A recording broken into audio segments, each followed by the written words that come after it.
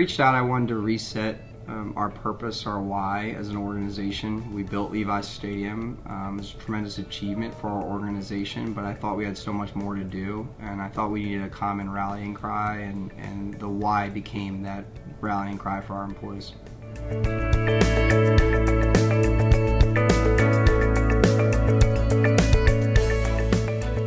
Well, the good news is I didn't really have to, it didn't live physically anywhere in the building.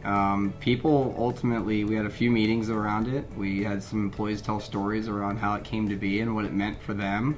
And then ultimately we repeat it every meeting.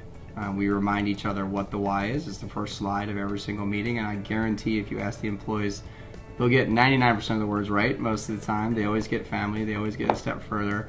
They might get some of the other words a little different, but no question our organization from the top down knows exactly what it is.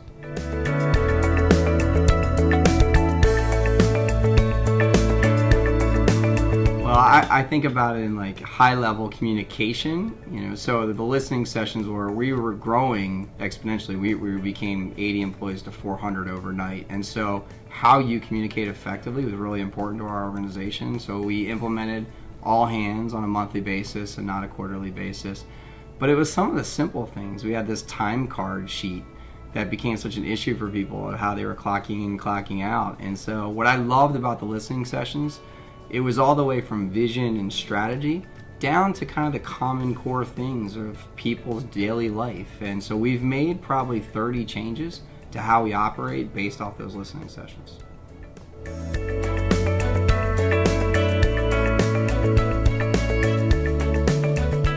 I would say it was different in the sense of it took them a little bit to open up, because you're so used to, as a football team, right? Your goal is to win a Super Bowl, to market and promote, to sell, and that becomes pretty, exactly what you're doing.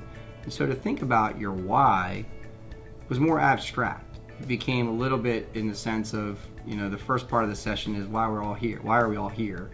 The afternoon session, to hear them open up and tell stories and to understand what we were all there striving to do, to me, it's one of the proudest things. It's the proudest moment I have at the 49ers, because I thought we got to the core of what was important around why people come to work every day.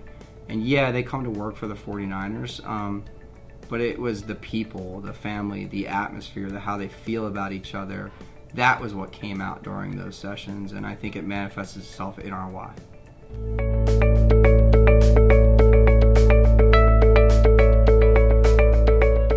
It's the easiest justification that anyone in my seat, I would hope, can have.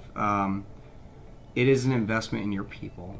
Your people are the most important thing to your organization, more important than your product, more important than your business plan. Without really good, tremendous people all rallied around the vision, the purpose, the positioning of your organization, I don't believe you'll achieve the results.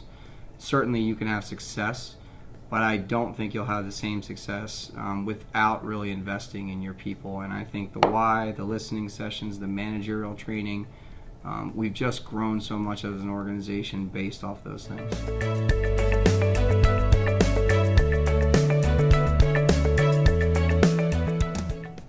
Don't view this as an ROI. You won't see it overnight. It'll take time, and you'll have some difficulties through it, because I think you're asking people to think a little bit differently than how they normally think. That's a good thing. Embrace the process. Understand there's going to be challenges. There might even be some pushback to people thinking, why do we do this? It is worth every time commitment. Take a couple days away from your desks, away from your phones, away from your life, and really take a step back and think about what you do. It'll never manifest itself in a piece of paper on ROI, but trust me, you'll feel it when it's all said and done.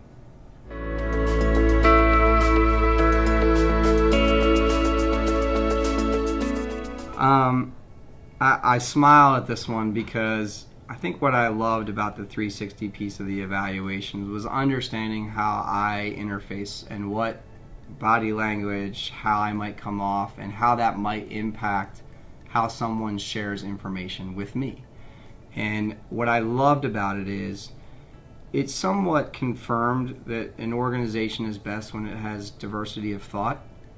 and that I might not always come off in a way to open up that diversity of thought. And so a little bit of it is what's my strengths and weaknesses as a leader, and how can I surround myself with people who are both like-minded but also not like-minded, and understanding that that's actually a great thing. And we all as an organization now understand that's a tremendous thing, and we embrace it.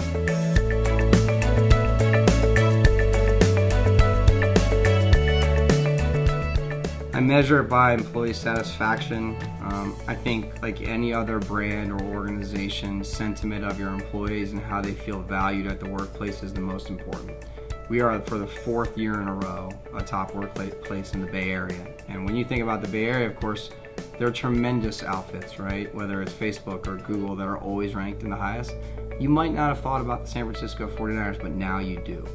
And I don't know that we would have been there without the work of the Leadership Institute. Yeah, it's one thing for me to say, it's another thing for us as a company to invest in someone to bring in that's seen the best organizations out there and can help us understand what it would take for us to get there. And so to have that be for 4 years in a row is something that I'm beyond proud of.